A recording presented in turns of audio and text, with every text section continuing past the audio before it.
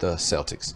Worst team last season as far as I'm concerned, the Orlando Magics. Yeah. Are you beginning to wonder why they were named the Magic? Because they had no magic last season. But this season, they're beginning to turn up at least, especially when you have the likes of Boston Celtics for the cleaners. Exceptional stuff. Margin's not much, not a high-scoring game. But on the other hand, when you get a win over the Celtics, you've got a good win because the Celtics are top side. Recently, they struggle a little bit, but still a top side you could think of, and good result at the end of it. Not the biggest of entertaining game you could think of, maybe more drop, more defensive outlook, but at the end what matters the most is that win, and the Magic's got it right there. All right, now well, it, like it or leave it, improves their season record. Now they've won 11 times this season and they've lost 20 massive times, and the record away from home terrible. Except maybe in Boston.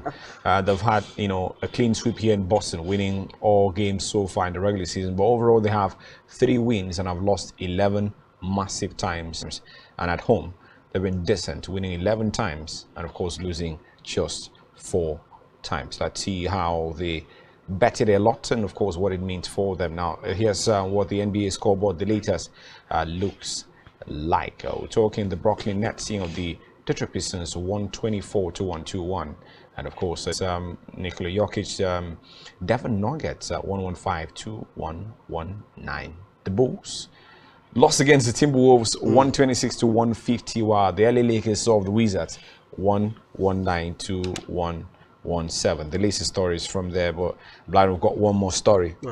Now, it's a sad story for Anthony Davis and the LA Lakers. Now, is enjoying basketball. He's playing, you know, some of the best basketball we've seen him play for years. Yeah. But the sad news is, on Friday, got injured after the first half. You know, was taken off, couldn't continue, and further MRI scanners, you know, revealed that he's injured his foot badly, and that will see him miss a couple of weeks for the Lakers. Well, this comes at a time where Anthony Davis, there's LeBron James, there's Russell Westbrook, but now the franchise, and of course that big three have to do without Anthony Davis, so it's got to be Russell Westbrook, LeBron James, and the rest of the crew. Well, exciting stuff so far for me, and difficult stuff on the other hand, because when you have Anthony Davis, who's this season I think is average about them, and going injured could be a big problem. And last season I remember the conversation was if only they had Anthony Davis around and the big three were playing together for most of the seasons, which never really happened. Quite difficult. Either it's when Anthony Davis is available, LeBron James is out, and I think Westbrook has always mostly been available for them, but disappointing result. It's always going to come out, especially when you have a big star who's not being part of that mix. But on the other hand, look at their current form. It's been decent, not bad. I think 3 wins in 4 games recently shows that quality they had in this one, and the quality performances that's turning up for them.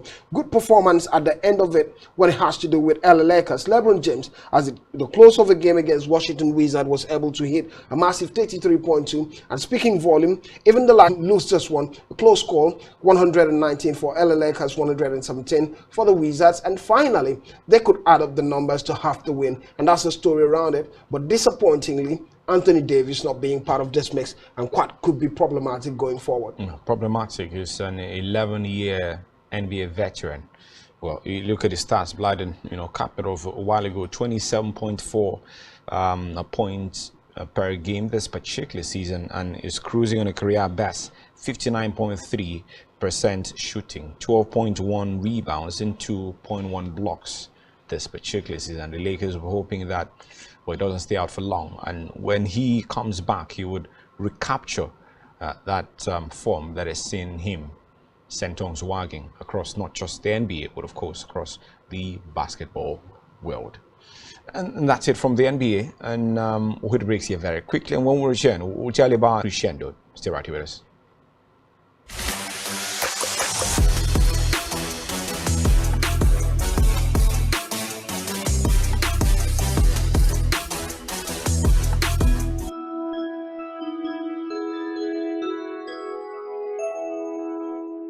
Season's greetings from Spectrum TV. Messi! Oh my goodness! Oh my goodness! When it comes to football, the passion is unrivaled and the heat never stops. Be a part of the unending action on Battle of the Fans. With expert analysis, previews and reviews of the biggest games in the biggest leagues, as well as football fan banter that never goes out of style. To delay the progress of the league, it means you're not capable. They have done their job. If to be honest, if you look at them, they have done their job. Join us Wednesdays 5 to 6:30 p.m. Saturdays 9 a.m. to 11:30 a.m. only on Spectrum Television. It is. Battle of the Fans. Exclusive to Spectrum TV.